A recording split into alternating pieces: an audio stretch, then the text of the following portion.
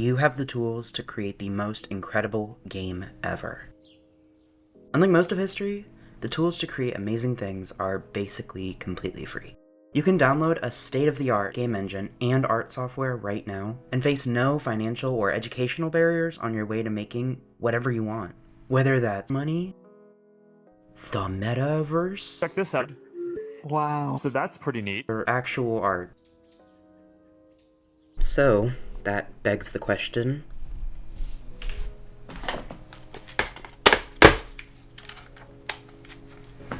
why haven't you at least tried it?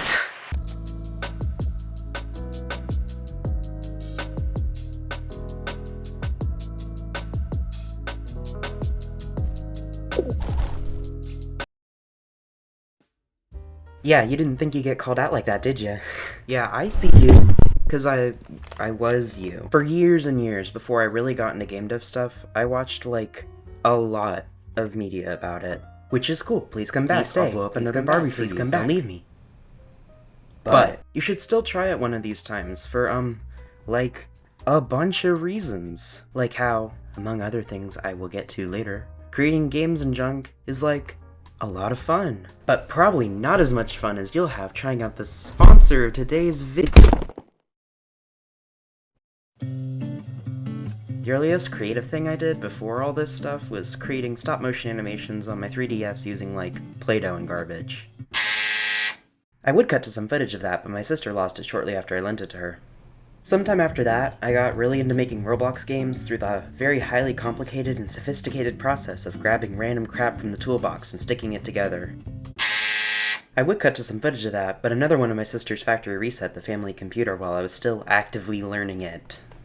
In my middle school computer class, I was finally able to really get into game development with Scratch, the browser-based learning programming language. Somehow, to this day, all of my projects are still on Scratch. Presumably because my third sister has yet to figure out what my password is. Wait.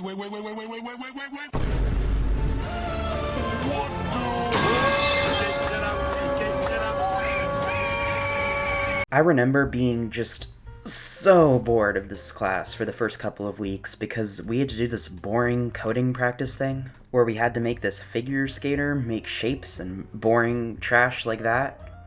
My incredible teacher picked up on my boredom and just kind of told me to write my own learning plan for Scratch. So, being the very normal, level-headed person that I am, I set the very reasonable goal of making a whole, albeit short, game. The game is called The Lab and it opens like this. Viewer discretion is advised. New video intro idea? The game is about how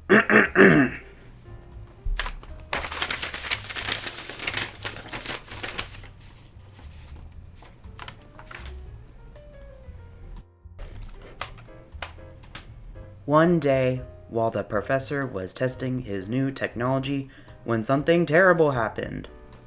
Beautiful grammar. In the game, with absolutely no character animations or legs, the torso of Wish.com, Professor Egad frantically slides toward the exit in an attempt to save, like, the upper half of his body, I guess. Despite the lack of everything in this demo, I still had a lot of fun with it. There was still some time at the end of the school year after making the lab, so for my next game I made a platformer called Nevergreen. It was a huge step up from the last game, featuring such groundbreaking features as legs, animations, graphics that didn't warrant it, Viewer discretion. and like a mildly interesting premise. Still got that wonderful grammar though. Do you think you could mabay? Choff! I was really proud of this little project. It was like a lot of fun, just like a jolly good time it was making this. In the following year, when my new, worse computer science teacher had us learn Scratch for the first time, like again, in between making games to teach like little kids letters or something, touch the star. S S S S S S S S S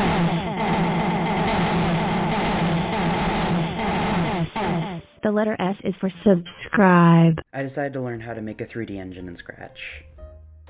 Now, I'm not going to claim I made a 3D engine without any help, as I did follow a tutorial as a base for the 3D engine. However, I did still, layer my own functionality on top wherever it fell short.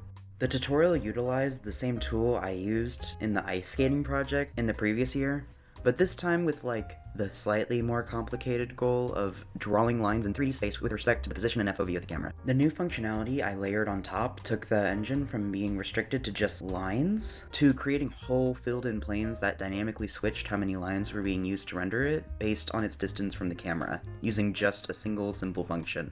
And basically, by complete accident, I recreated the concept of a vertex and a fragment shader in a 3D engine in Scratch, of all things, using lines to make up for a lack of per-pixel operations. For those of you who have no idea what any of what I just said, the TLDR is.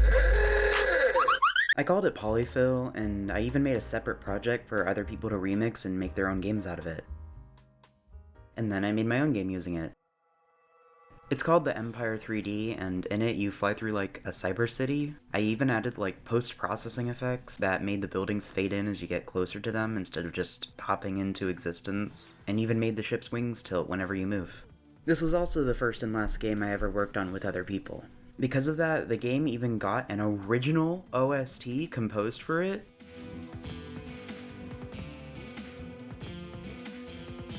Thanks Neem_Gamchi. for the music and Shadows hiding. for the 2D art stuff in that game. While difficult and pretty tedious, to be honest, working on this project was really rewarding and a total blast. Honestly, I still carry a lot of that enthusiasm and junk from those old projects into my new stuff. Not only the good stuff, but you get the point. This is the second, smaller reason why you should try it. Because, there's a tiny chance that it might just kick off something. Making fun, simple games has never been easier to get into. While I would absolutely recommend Scratch for its community and perfect balance between being too complicated and too cookie-cutter, you can absolutely start with one of the many other introductory game dev applications out there, like Roblox Studio, or the Horizon Worlds Builder, or even the Maker Pen in Rec Room. Don't fall into the trap of contemplating forever about which one is the absolute best. The most important thing is starting. From there, you can move to any other engine or really make anything with enough time. Other than not having all your stuff deleted or basic grammatical skills, it's all really a matter of imagination, attitude, and creative ambition.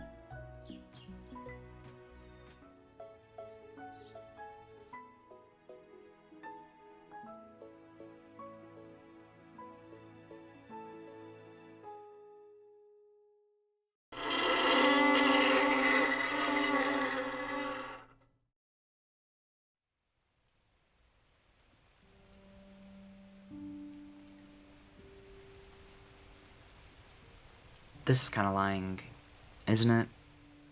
Showing you beautiful images of games I've made, that's gonna be some easy, accessible thing that each and every one of you will be able to do if you just have enough imagination or some crap like that.